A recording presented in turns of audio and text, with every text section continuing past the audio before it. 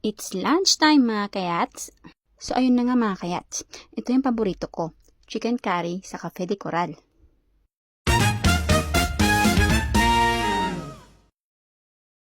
Hello mga kayats. Ang live update natin ngayon ay ang gumala. So tapos na ng simba dyan mga kayat at maghahanap tayo ng makakainan. So andito tayo ngayon sa Shikip May.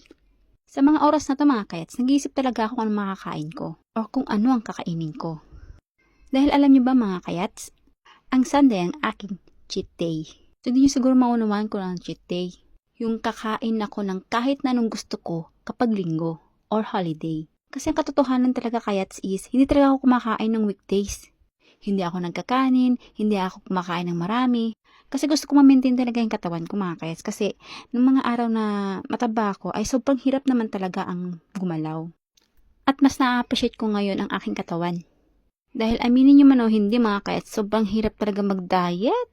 Sobrang sarap pa naman kumain kasi. So hanggang dito na lang tayo mga kayats. Bye-bye!